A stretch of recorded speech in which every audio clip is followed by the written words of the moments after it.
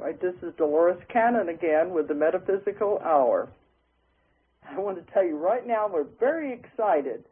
You may hear thunder and lightning in the background. We haven't had rain for at least 2 or 3 weeks. We're burning up here in Arkansas, and this is the first rain, and it's come in, and there's a lot of lightning and thunder, and I just hope it stays long enough to get the ground saturated. So I don't think it'll interfere with the program, but I'm very glad to see it. So you may hear some crashing and booming anyway. All right, before we start, I want to give out the toll-free number. The number is 877-876-5227. 877-876-5227. And that number is toll-free all over the world. So anybody can call in that wants to do it. Okay, I've got a very interesting guest tonight, Dr. Haynes Ely, and he is a medical doctor out in California, and I'm going to be letting him tell you all about himself and everything, but the main reason I wanted him to come on is because he has a very close association with John of God in Brazil, and I know most of you know who he is, but we're going to have Haynes explain all of it, and we're going to talk about this famous, I guess he's called the psychic surgeon tonight. Okay, Haynes, are you there, aren't you? I'm here. Nice to hear your voice, Laura. You're not having the heat up there, are you? Well, we had 105-degree weather last week, but it's cooled off considerably. We don't have the humidity you have, and we don't ever get rain here. Never? Well, not until the rainy season. All summer long, we don't see rain. Well, thinking you're in Grass Valley, that's around where the mountains are and the pine trees. Oh, yeah. We're up in God's country, but it still doesn't rain much here. Well, I know they're burning up down around L.A. Indeed. So I figured you were further north than that. Oh, we're way far north. We're up near Lake Tahoe. You've been here. Well, it's breaking records for how many days it's been over 100 degrees here. Well, I'm not sure if that's global warming or just another hot summer. Well, I don't know. I keep thinking it could be global warming because it's this whole weather pattern here has been extremely strange. We started getting hot in April, which is very unusual. And, you know, you've heard what's happening in St. Louis and New York and everywhere. I'm glad I'm in none of those places right now. Yeah, so that's why we've been burning up. So today, it looks like right now we're going to get some rain. Then they said it's going to go back up to 100 as soon as it's over. So, ouch. Oh, well, we'll be complaining about the winter next, after a few months anyway.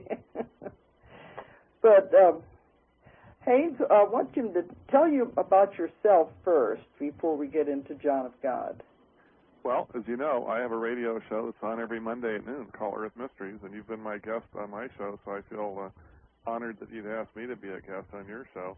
Yeah, I was going to bring that up, that you do have your own show. Yeah, and I'm a private practitioner. I'm a dermatologist. I'm also a clinical professor of dermatology at UC Davis, and I just live a fairly normal life.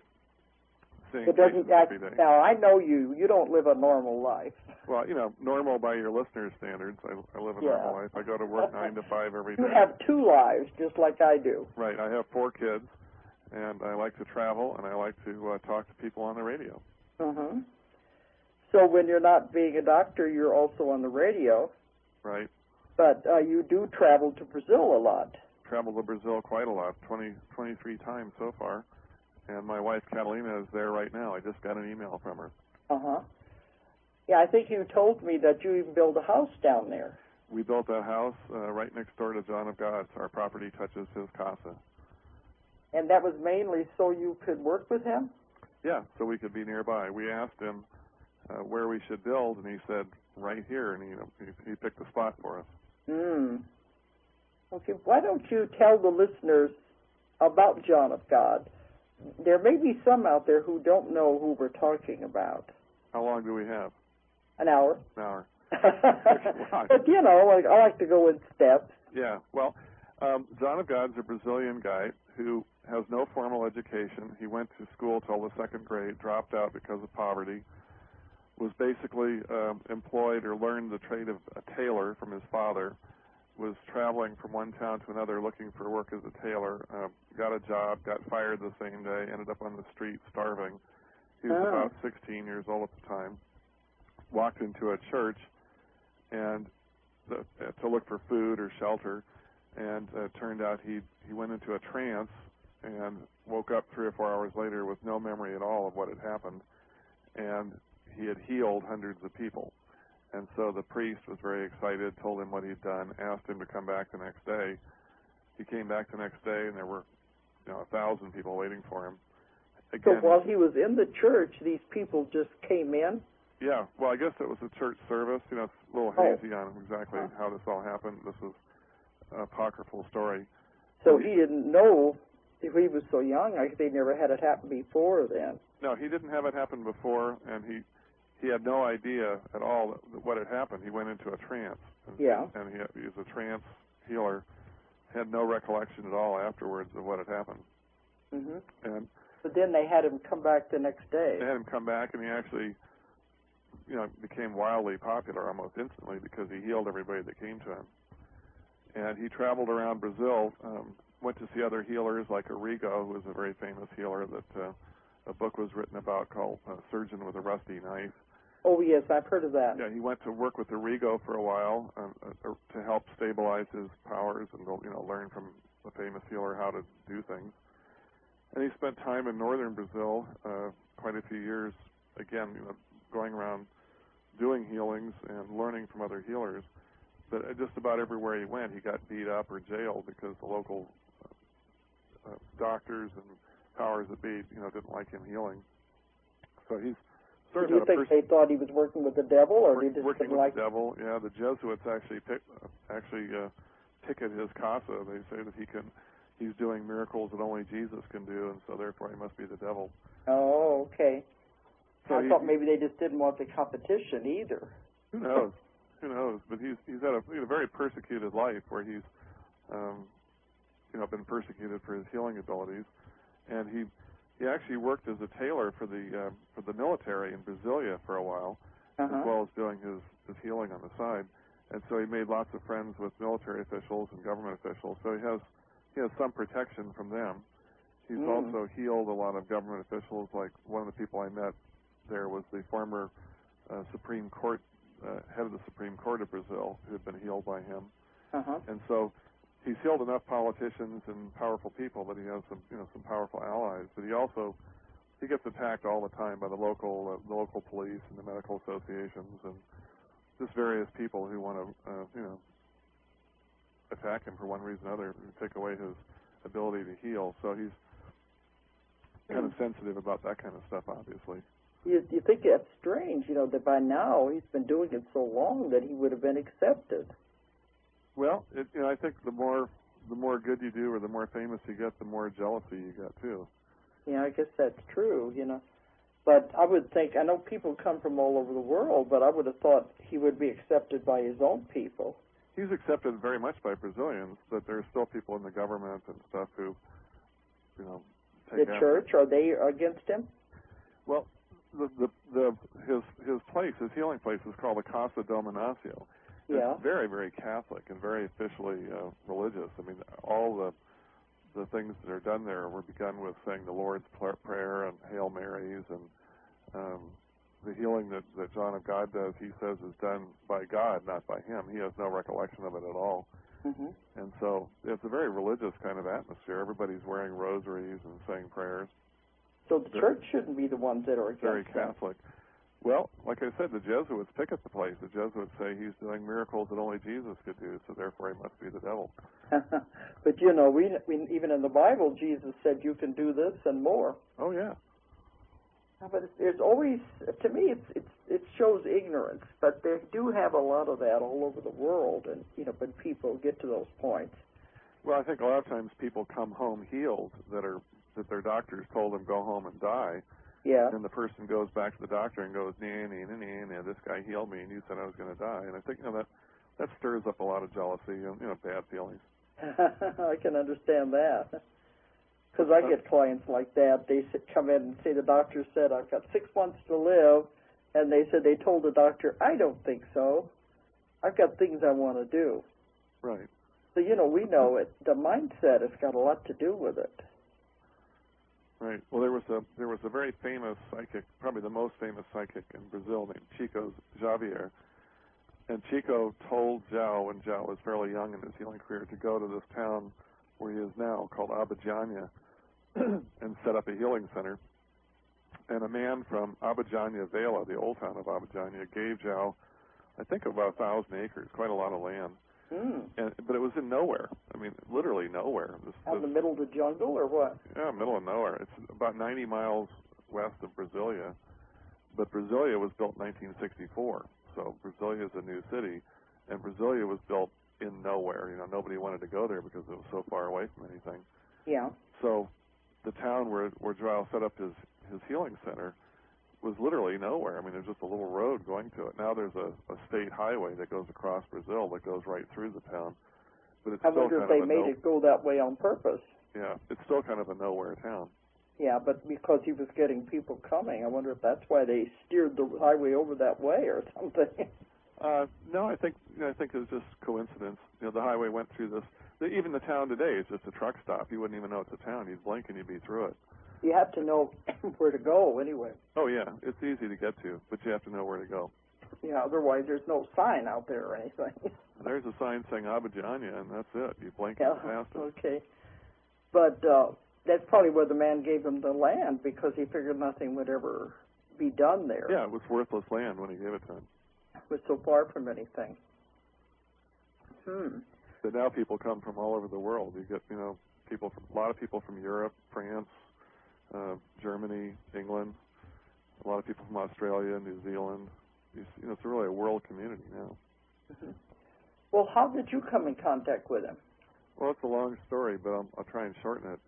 We have time. Yeah, no, a local friend told me about this guy in Brazil and showed me some pictures and stuff of the healing. And I sort of let it go. And then a guy that lives right behind me, who's an internist, a doctor, got in a motorcycle wreck, and he hurt his back. He broke a couple of vertebrae. And he was really in bad shape. He could hardly walk. And he went down with this other friend of mine from here to see John of God. And John said, you're too weak to have surgery or any healing. You have to take some herbs and do some meditation and come back in 3 months. So he sent him home, basically. But when that guy went down, we gave him a picture of ourselves. My wife and I gave him a picture of ourselves, because he does healing on pictures sometimes if he can't come in person. Well, he can do it by distance then. Yeah, by distance. So does he have to have a picture to do it by distance? He likes a picture, yeah. Give you some kind of visual, I guess. Yeah, so my wife was driving home from Sacramento, and she got the shakes and got all kinds of altered mental states, and she didn't know why. She was very, thought, what's happening to me? And it turned out that at the moment she was having this feeling, the guy was giving our picture to João. Oh. So obviously some connection was made there. So the guy comes back from Brazil the first time, and he's told to take herbs and meditate and then go back later. The second time he goes back, I'm taking care of his house for him, and he has a pond with an old dock, and I tore apart the dock to make a bridge over a creek, and it was pretty rough, hilly country. And I'm doing this for the guy because I figure he can't do anything. He's so crippled up from his motorcycle wreck. Yeah. 2 weeks later, I'm standing there with a bag of cement trying to make a pier for the dock, and I look up, and here's Peter, my friend. He's walking down the hill with a 100-pound bag of cement over his shoulder. And 2 weeks when he left 2 weeks before, he couldn't walk 10 feet because his back was all broken up. So I said, Peter, what happened? He says, well, he healed me. So that kind of turned the corner for me. I had heard about this guy, but I'd never actually seen anybody healed. And after seeing my neighbors carrying cement that couldn't walk 2 weeks before, I thought, well, there's something to it. Well, had he been back to see him, or was it just the herbs? This was his second trip. The first time this guy went to see John, John said, you're too weak to be healed. You need to build up your energy. And he sent him home. Yeah. And the second time he went, after taking the herbs and doing the exercises, John healed him. That's when it happened then. Yeah. And that happens, sometimes people will go to see him, and he'll tell them, I can't heal you, period. Or he'll say, you need to take herbs or do some meditation or something, and it'll take time, come back in 6 months or something. So it's not instantaneous with everybody. It's not instantaneous for most people. Most people take a little work. Do you think it's because they have something of their own they have to work on? I think so. I think it's their own energy and their own karma and their own whatever causes the illness. I saw one woman years ago who I actually sat across from at lunch one time, and she was paralyzed on one side. It was a Brazilian woman who'd had a stroke, and she couldn't eat. Her arm was paralyzed. Half her face was paralyzed. She was drooling. And during one of the sessions, the people sit in the room with John, and he has everybody close their eyes. Yeah. And he said, "Doctor, open your eyes." So I opened my eyes. And there was another doctor with me, so I nudged him and told him, "Hey, open your eyes." And he had this woman walking around the room, writing with her crippled hand, writing notes, messages. He had her walk around the room and open bottles of water and pour the water into cups for people. He had her pick up her wheelchair and walk it across the room and push it out the door. He had her lean down and touch her toes. He had her do all kinds of things which were totally physically impossible for her before she'd gone in that afternoon. I mean, she was literally paralyzed and had been paralyzed so that her right hand was all withered up and she couldn't move it. And here's this woman looking at her hand like it's not her own hand and opening bottles and writing notes with this hand that had been crippled up a few minutes before. So I have seen things like that where someone gets out of a wheelchair and walks and their withered hand is restored to normal just right in front of your eyes. That's what I was going to ask you. It wasn't withered anymore? No, it was like a normal hand. She kept holding it out in front of herself, looking at it like, holy mackerel, this isn't my hand. Like, this is somebody else's hand. She couldn't believe her own hand as she looked at it. Well, see, how the medical profession would explain something like that. Oh, they wouldn't. There's no way in the world. But, they're always saying this is fake or that it's their imagination, or they make themselves believe. Well, we know faith and belief is very strong, but still, I don't think that would account for everything. Well, I'm certain it accounts for some of it. I'm certain that all healing, our own beliefs account for some of it. Yeah, but I mean, the medical profession wouldn't be able to just shrug it off with that kind. Some of these things I've heard so many different things about it's like magic and things like that to fool people. Well, I've experienced the surgery myself. I mean, he does. I'll just explain a little bit about the stuff he does. For most people, they walk in front of him in a line, and they're told to go sit down or go to have invisible surgery or do this or do that. They're given some kind of instructions. Yeah. And the room that he sits in is called the current room, and he tells a lot of people, just sit in my current. That's all you need to do to be healed. Just sit near me. His energy field. Yeah. And the people that sit near him, they're asked to keep their eyes closed, and he says actually the best thing you can do when sitting near him is go to sleep, because he doesn't need your mind involved in anything. And that way you have your conscious mind out of the way. Yeah. So most people that go in front of him, they get in line, they go in front of him, and he tells them what to do. Now, one of the things he tells people to do is go for surgery, and the surgery is invisible surgery, and invisible surgery means the spirits of the Casa, the spirits of the place where he works, do the surgery. And so the people go into what's called a surgery room, which is just a big room with benches in it, and they sit there, and they close their eyes, and he'll come in and start the process, and then when he thinks it's done or when he knows it's done, he'll come in and say, in the name of Jesus Christ, rise and walk, you're all healed. And he'll send them out of the room. And they've had nothing physical done to them. Mm-hmm. And yet people will have profound experiences. Like some people will have marks on their body, like a cut, like a stripe of blood coming out of their shirt or something like they've actually been cut on. Mm-hmm. Some people will have all kinds of side effects. But they ask people after the invisible surgery to go to their hotel, wherever they're staying, and lie down for 24 hours and don't do any work. Just lay there like you've been, like you've had a real operation in a real hospital. Well, that's what I do with a lot of my work. Sometimes they get very sleepy afterwards. Yeah, a lot of people will sleep for 20 hours after this. Yeah, they email me later and say, is it normal that I wanted to sleep so much? And I think it's a lot of processing that's going on, too. A lot of processing goes on. Some people go home and cry for hours. Some people go home and sleep for hours. Some people have, like one woman whose eyes he worked on had red eyes. I saw her eyes afterwards. There were just tears coming out, and they were all bloodshot. But it was invisible surgery, but she'd asked for healing on her eyes. And after the invisible surgery, it looked like she'd had a real eye operation. I mean, her eyes were really a mess. Well, that's what I tell people when they come to see me, and maybe they've driven 8 hours and they want to turn around and drive back, and I tell them it's not a good idea. No. Because sometimes they won't even get very far down the road, and they'll have to stop and get a motel because it's just like suddenly they're just so tired and all they want to do is sleep.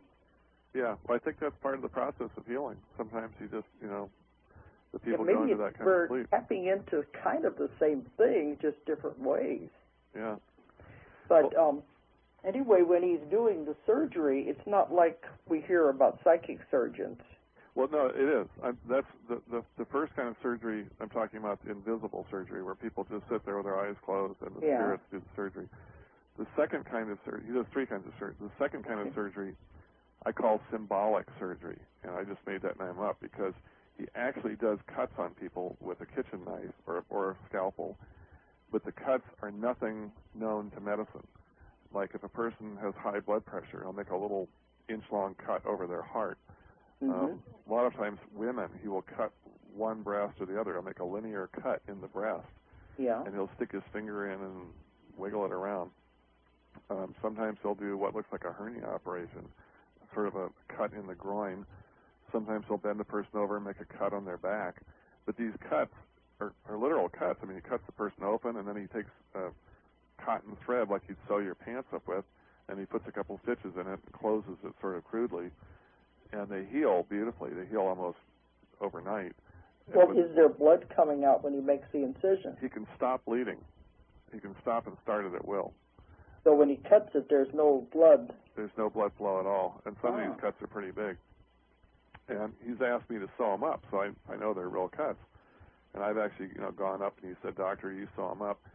And he's given me a needle and thread. And one time, this is another long story, but I had That's given... okay, I had given we've got time, we can explore a lot of things. Yeah, I had given a lecture to the Florida Society of Dermatologic Surgery on difficult closures, and when I left, I had a pretty big head. I had a lot of pride about my talk. And the next day, I ended up in Brazil, and the first thing that happened to me when I went in to see him was he'd cut a guy open, and he said, "Doctor, come up here and sew this guy up." And so I've been giving this lecture to other dermatologists on how to sew things up, and I thought, boy, I'm hot stuff. He hands me the needle, and I go to put it into the skin, and the skin's as hard as wood. I mean, the needle will not go through, and not only will it not go through, but it breaks when I'm trying to put it through. So I'm embarrassed to death. Long story short, I broke 5 needles.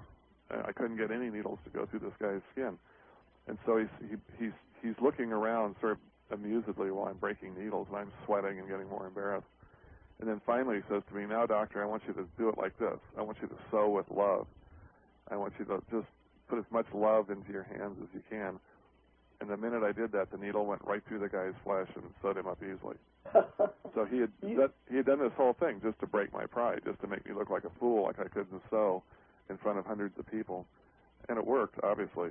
That's what I was wondering. Do you think he picked up on what you had just been going through? Oh, yeah. Yeah, this whole thing was a lesson to me, and at my expense, and it was amusing to everybody else. And even to this day, when I go to town, I hear people talk about the doctor who broke 5 needles, not realizing it's me. Well, that would show one reason why there wouldn't be any blood if the skin becomes that hard. Yeah, well, he can do it at will. He can make the skin hard. He can make it soft. He can make bleeding stop. He does sometimes some huge surgeries.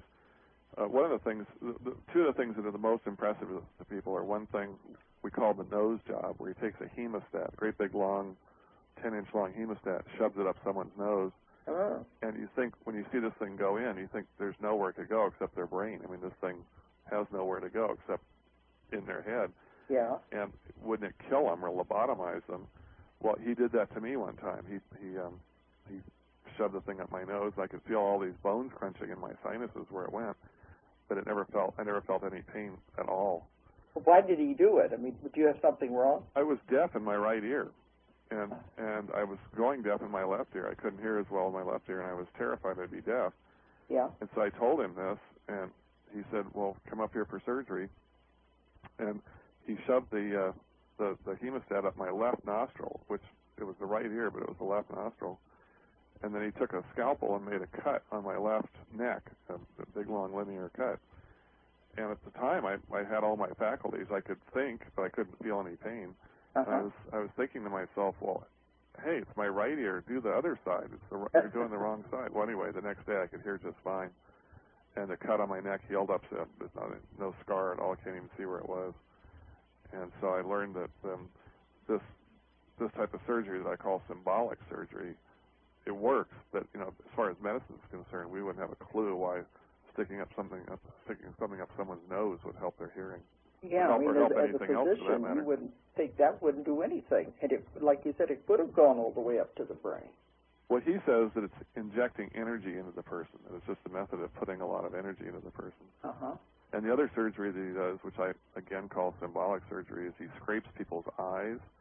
And, I mean, he scrapes them. I've been right next to the person holding their head while he's scraping, and I've filmed dozens of these things 6 inches from the eyeball. And you can see the eyeball deflecting, and you can see the epithelium, the skin on the eye being shaved right off. And the person doesn't feel a thing.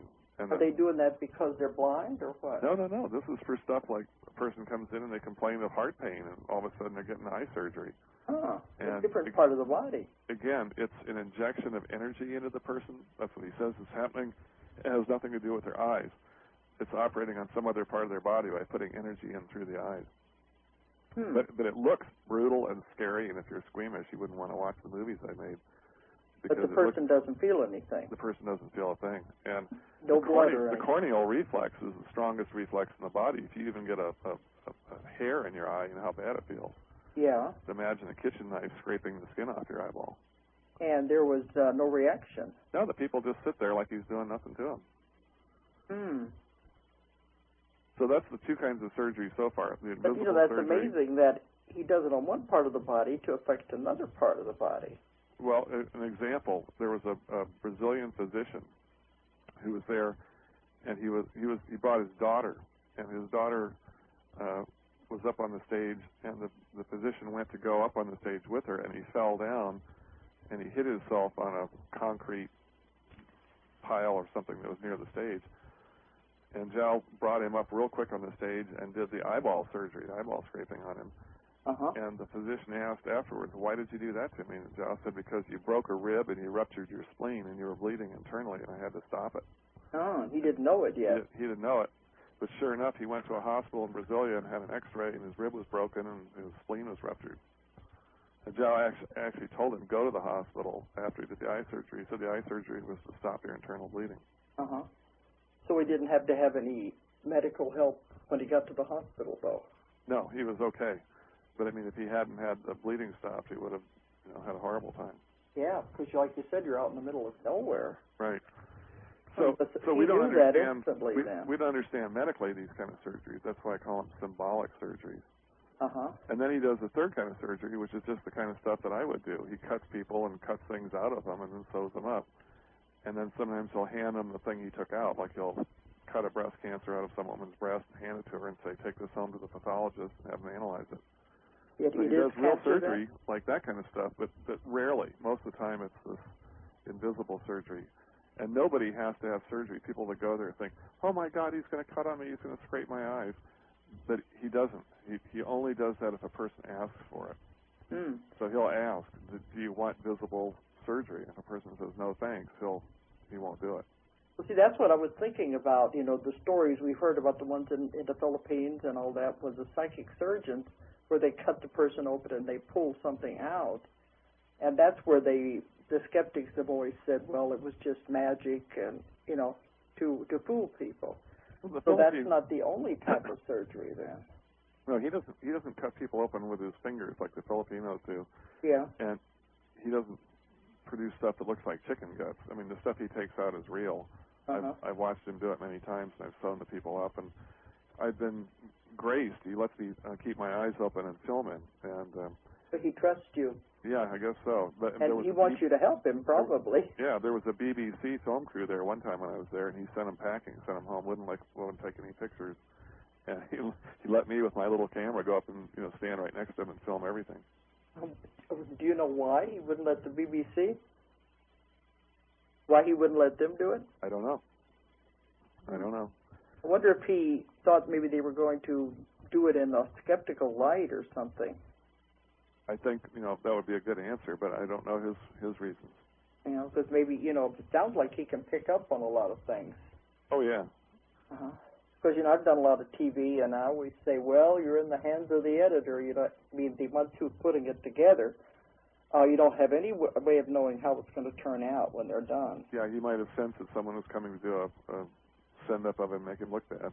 Yeah, and they can do that, too, very easily. Oh, I'm sure. And make you look like a fool. Or maybe he thought there was something going on. But you said, anyway, you heard about him, and then you went down there and met him for the first time? I went down there, and I went because I had a ruptured disc in my neck.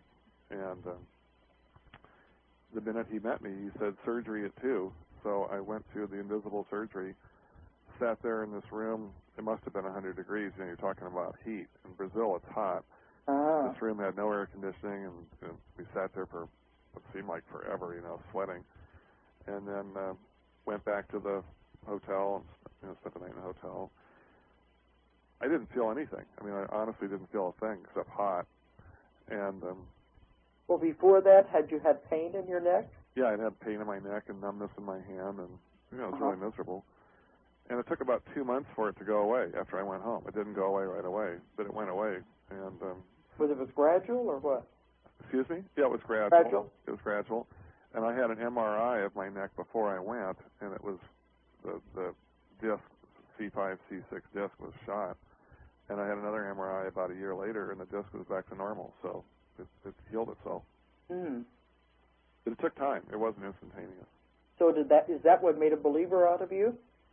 That was one of the things. I think one of the things that made a believer out of me is my wife had just an enlightenment experience where she saw God, and was that after you'd had the surgery in your neck?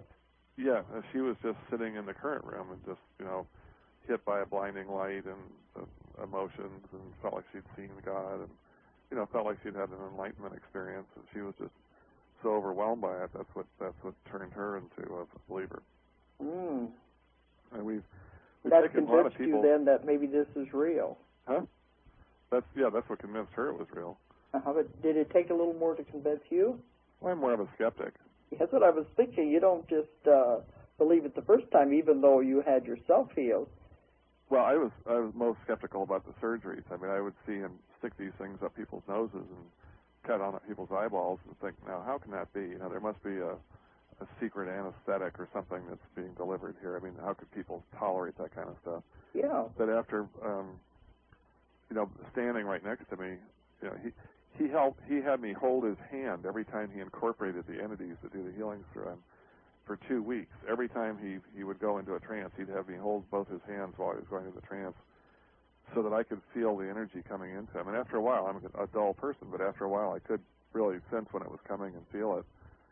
And then he had me sew people up and stand right next to him while I was doing healings, and has allowed me to film hundreds of hours of surgery. So, over time, it's just impossible to fake this kind of stuff. That's what made you a believer then? Yeah, I've just seen too much of it, and I've had it, done to me. So it's pretty real that what's going on is real. And we've taken so many people who have had healings. This last time we took a guy who had a glioblastoma, a brain cancer, and he had an MRI a couple of weeks ago. His cancer is totally gone, not a trace of it. He's completely cured. Which kind of surgery did he use on him? Invisible. All three, or what? Invisible. The invisible one. Right. And there's a guy that lives down there now who married a Brazilian woman, and he was on the 60 Minutes, the TV show that they did about Joe. Yeah. He also had a brain cancer, and he's also cured as far as we can tell. So, I met people with incurable diseases like brain cancer. You'd think, well, there's nothing anybody's going to do for them, and they've come home cured. So I've also met people who've gone down there with, let's say, liver cancer, bowel cancer, breast cancer, who've come home and died. So they've not all been cured, but the one thing I can say is that when they're there, they feel great. When they're there, the symptoms of their cancer go away and their pain goes away, and so.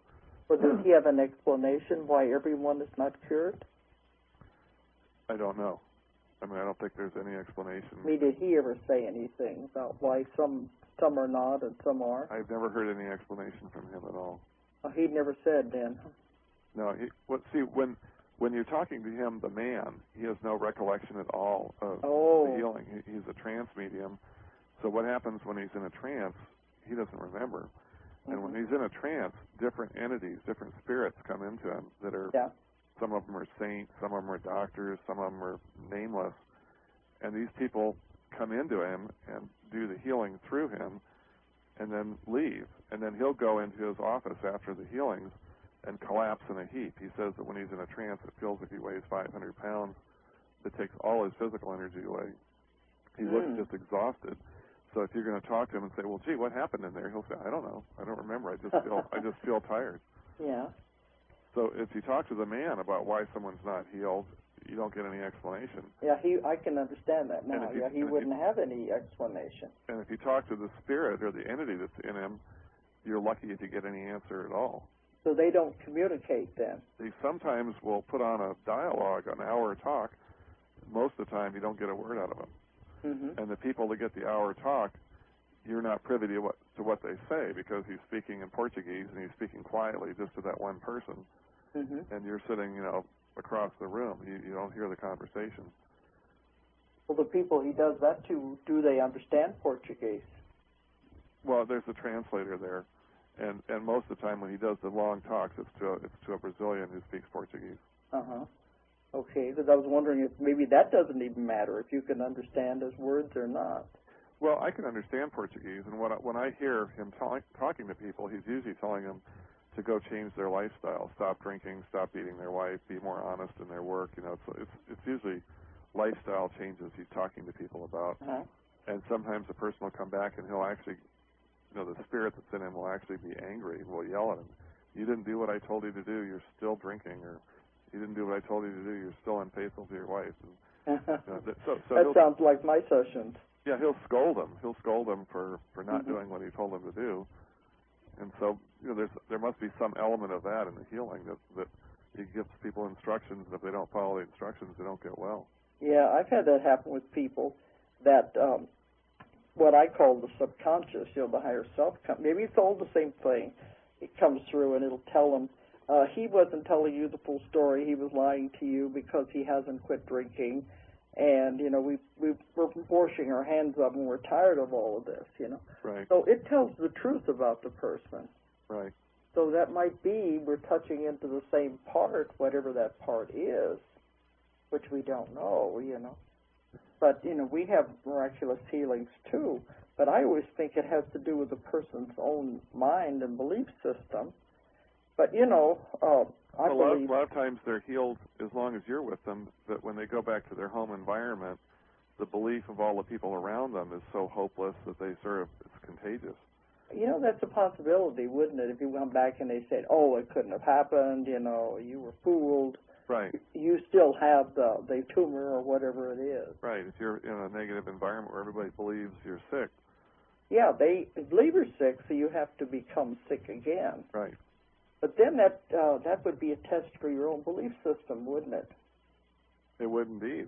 And that's why I think, spending more time with him is always better for people. People always ask me, well, how long should we spend? Can we get all healed up in a week? And I tell them, well, a week's great, but 2 weeks is better, 3 weeks is even better. The longer you stay, the more it sinks in, the better you do.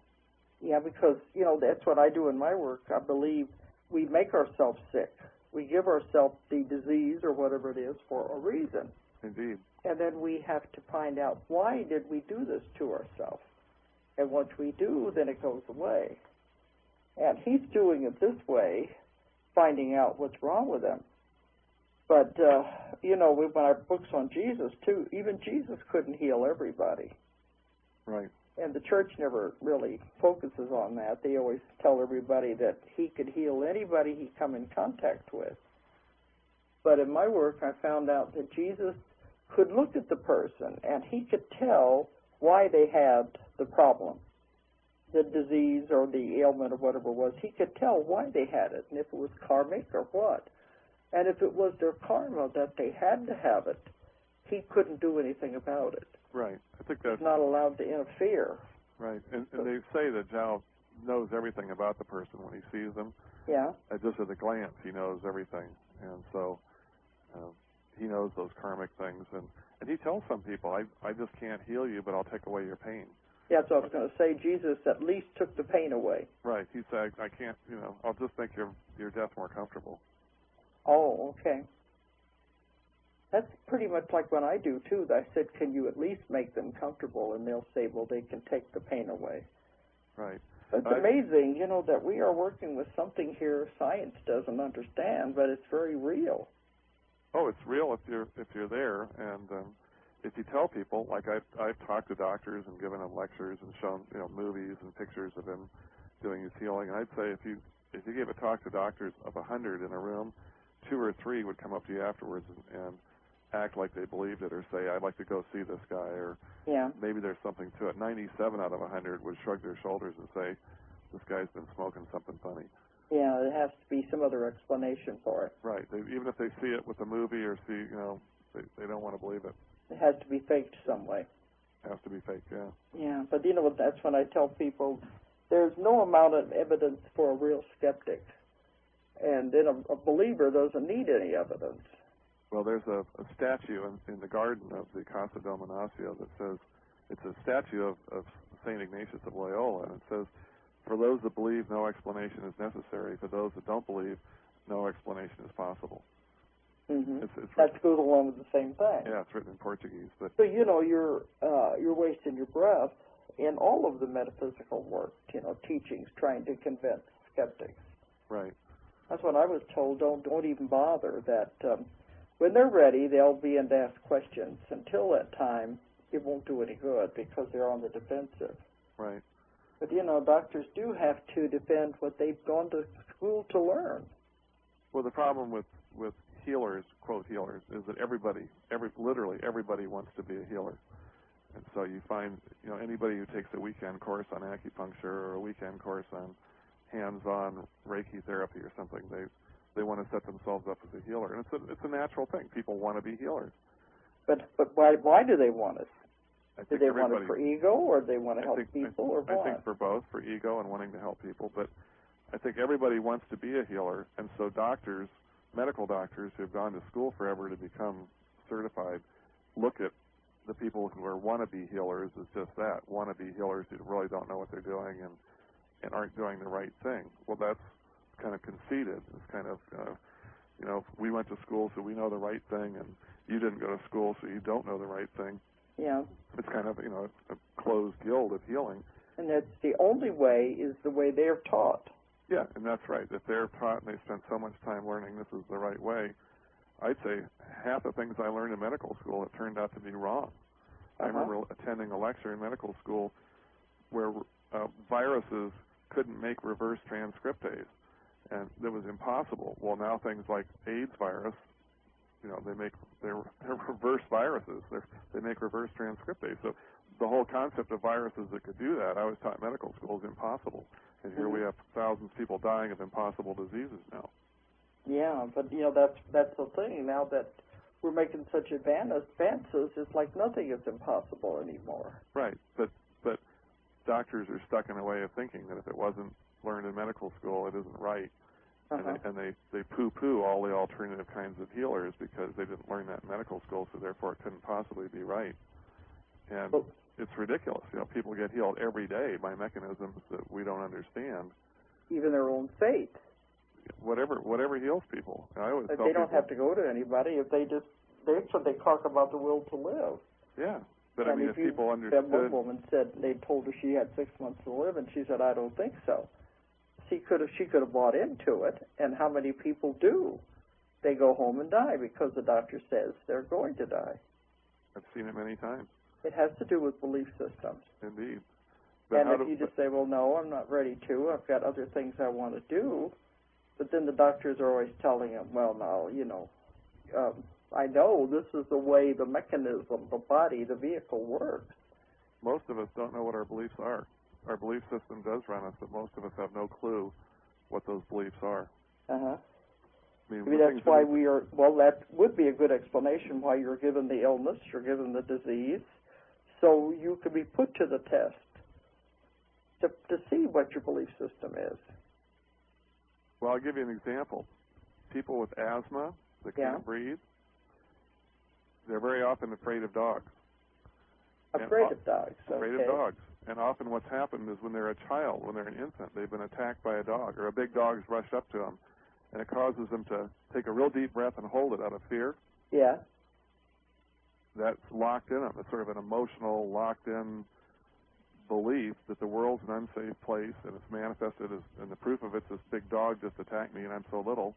Uh-huh. And that belief of the world's an unsafe place will trigger asthma for the rest of their life. But they have no clue that the belief underlying the difficulty breathing has something to do with the belief in fear of a dog or fear of the world as an unsafe place. They don't make that connection in any way whatsoever.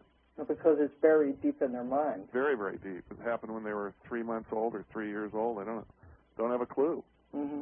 So a lot of the beliefs that run us, and yeah, things like that happen when we're very, very little, we don't have a clue what the beliefs are. It brings it out. Yeah, you could bring it out with hypnosis. Well, I have many, many cases of asthma that I've helped. We found out where it comes from. But I just had my last client yesterday who had some medical problems, and he had no idea where it come from, and we were thinking it was past lives, but when we took him under, the subconscious said it was something that happened when he was 4 years old. Right. And he had no memory of that being that young at all. He had no memory of anything that had happened at that time. Right. And, well, I'm not naming any names, so I said it's okay to talk about it, but his parents had divorced at that time. And he had always said, well, it didn't bother me any, because I don't remember anything that happened at that time. But he said his grandmother came to visit him a few years ago, and he was talking to her, and he says, well, I turned out pretty good. I didn't have any effects from the divorce. She said, oh, yes, you did. You were hiding in the closet every day crying. And he had no memory of that. Right. So the subconscious said that was what was causing his physical problems. He felt he was responsible for the parents breaking up. And, a child doesn't know any different, and they're not responsible. But that's the logic of a child, and it carried over with him no memory, no conscious memory at all, that was what was causing the problem now. Right. So a lot of these things are buried very deep. But that's the way beliefs are. We think beliefs cause illness, and we tell people, well, change your belief, but the person has no idea what their belief is unless they come across someone like you that can hypnotize them, or they can have some kind of a deep recognition of the belief. Yeah, if they went in meditation, some way to find it. But would they believe it or not? But that's the thing, is to let it go. You're not responsible. It happened to a child. You had nothing to feel like that about it. And that's one of the reasons why the diseases go away then. We find he was punishing himself. Right. I think one of the things about John of God is that there's such tremendous faith around him. When you go there, you're struck with the people that volunteer. There's, dozens of people who've given up their jobs and lives. Some of them are doctors, some are lawyers, some, important people in Brazil, and they've given up their lives just to volunteer to help people in the clinic. And you see the absolute faith of the people, and they're praying, and they're, down on their knees, or they're meditating for hours, and I think it's a community effort, a community spirit, a community energy. And as I say, he calls it corrente, which means current.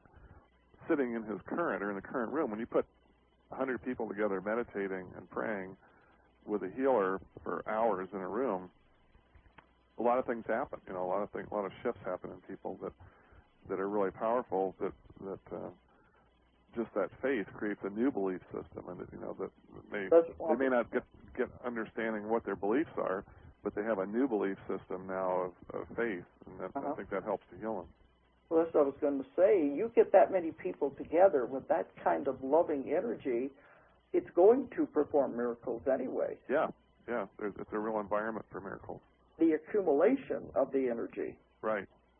And it's going to have some kind of an effect. And John of God calls his place a spiritual hospital. He says there are hundreds, if not thousands, of spirits that are here attending, helping out, so that it's not just his energy or the people's energy in the room. There's, spirits that want to help out, come there and help. Mm-hmm. And you said you built a house down there, so you could go down there about once a month or so? Well, I go down about 3 times a year. My wife goes all the time. She's there right now, and she takes people that want to go there. She makes all the arrangements and takes them there. And people from the States? People from the States, people from England, Australia, wherever they want. She has a website that people can look her up on and email her and stuff. Yeah, why don't you give that out? I think that's important. It's touch-star. The word touch, Touch, the hyphen, and then the next word star, STAR.com. And you can find out from her then how to make arrangements to go down there to see John of God. Yeah, well, I'll give you her email, too. Okay, because, a lot of people say, well, yeah, I'd like to go, but how do I get there? She makes it really simple. Her email is heartinbliss, all one word, heart, H-E-A-R-T, in bliss, all one word, heartinbliss@yahoo.com. Heart of bliss? Heart in bliss. That's just the letter N? I-N. I-N, heart in bliss. Heart in, like 3 words, heart in bliss, but just written all together. I thought you were saying and in there. Heart so it's heart, H-E-A-R-T. I-N-B-L-I-S-S. Heart in bliss. That's her email. At yahoo.com. And she's in Brazil right now. I just got an email from her a minute ago. Yeah, she said, we got an email from you saying you wanted to know what website this was going out on so she could hear it. She was trying to find an internet cafe in Brazil where she could go hear us. I hope she was able to find it. I hope so. She was on the internet writing me saying, what time's the show? I think that's extremely important because people out there listening, they want to do this and they know there's lots of faith healers, but they don't know how to get down there. Well, she makes it easy. She makes the plane reservations, picks them up at the airport, takes them hand in hand to see John of God, gets the hotel, does everything. It's people don't have to do a thing. They get off the plane and they're taken care of. Oh, I think that's wonderful. You're doing a great service. Well, it's a selfish service. We love to be there and we love to be in his presence and we love to see the people. I take pictures of people the day they get there, and I take pictures of them the day they leave, and you wouldn't believe the difference in their eyes. It's like there's a light in the eyes that wasn't there when they get there. And I tell people when I come home, the worst culture shock isn't going to Brazil. The worst culture shock is coming home and seeing the deadness in the people's eyes and faces in the airport. Back to civilization. Back to civilization. With the people in the Casa, the people around John of God, they light up with a new light. You can just see the energy flowing in their bodies and their eyes. So I'm writing this down. It's touch-star. Right, .com. .com, S-T-A-R. Touch-star.com is the website. Right. And if they want to get hold of your wife, it's Heart in Bliss. Heart in Bliss, all one word, at yahoo.com. Yahoo. And they can also go to the website and connect with her on the internet, on the Yahoo.com. link to her. Okay, yeah, well, what is your wife's name in case they want to contact her? Catalina Ely. Catalina. I like the island of Catalina. C-A-N-T? C-A-T-A-L-I-N-A, Catalina. Catalina. Kathleen in Spanish. C-A-N-T-A-T-I-L-A. Catalina. C-A-T-A-L-I-N-A. Oh, okay, I had too many T's. All right, I want to write this down and put it in my Rolodex and it's Catalina Ely. Right. Yeah, in case people start emailing me and want to have more information about it. You won't believe it, Haynes. I'm looking out my window while we're talking. There's 4 deer looking right in my window at me and 2 little babies. Oh, how nice. Prawns. I wonder if they're being drawn to the energy or what, but they're all around the house this time of night. I just had to say that. It's so beautiful. You know what deer love? We just discovered this. Catalina chopped up a watermelon rind and tossed it out in our yard. Yeah. And there were deer all over it. They just think it's candy. I never would have thought deer would like watermelon rind. Well, I'm so far out in the mountains, I throw my garbage outside all the time, and it's probably what attracts them. Yeah. They love it, and the raccoons like it, too. And they probably love your energy, too. Oh, yeah, because it's so peaceful here. Because, I travel everywhere, and I have to come back here to recharge my batteries. But I'm going to put this on my Rolodex, too, and if anyone wants to contact me to find out about this, I think this is a valuable service that you're doing by helping people to get down there. Because, you just can't go to a travel agent and say, I want to go down there. No, it's a lot of hops to get there, but she makes it so easy. She either rents a bus or a taxi or, whatever it takes to however many people come, and has them right there at the airport, and it's all, all done. Nobody has to even look around for how to get there. That's wonderful. And then you're running your practice there in Grass Valley. Oh, yeah. I see patients every day. You can't go all the time. No, I can't go as often as I'd like. I've got a daughter in college, too. I got to stay here and work. Okay. But I know you said you did build a house down there, so you... Oh, yeah. I go as often as I can. Back. I go as often as I can. I love to go on the trips, see people. Yeah, I'm watching the clock because I'm supposed to stop about 5 till. But one more question. Anything. Does John of God doesn't, he's not paid for his services or anything, is he? Absolutely not. He says if he charges anything, God will take away his powers of healing. That's what I was wondering, because some people say, he's probably making lots of money doing No, he won't charge a thing. He's independently wealthy. He's a businessman. He has a gold mine, an emerald mine, a huge ranch in a town near Abidjania. He used to have a car dealership. I mean, he's very, very wealthy. A long cry from the 16-year-old who didn't have anything. Well, actually, the spirits told him to buy a piece of land, and he begged, borrowed, and stole for years to get the money, down payment for the land. Yeah. And when he got the land, he discovered emeralds on it. He has a fabulous emerald mine. That was the source of his wealth. Spirits told him to buy this worthless piece of land that nobody wanted. So they've given him personal advice, too, then. Oh, yeah. Yeah, and basically he says, I do this healing for free, and I've got plenty of money, from my own stuff, so he doesn't accept anything. Well, I think that should be one strike against the skeptics who'll say, well, he's doing this to make money. No, he doesn't make a dime. And like I say, the people that work with him are all volunteers. But I think this is wonderful, and you're really to that. He's telling me we have to stop. Okay. Okay. Well, great talking to you, Dolores. All right, and I'll be in touch with you. Okay, thanks. Thank you a lot for coming on. Oh, my pleasure. Bye-bye. Bye-bye. If you enjoyed the show, check out more of our other videos and be sure to subscribe and click the like button. Thank you for listening to the Metaphysical Hour with Dolores Cannon.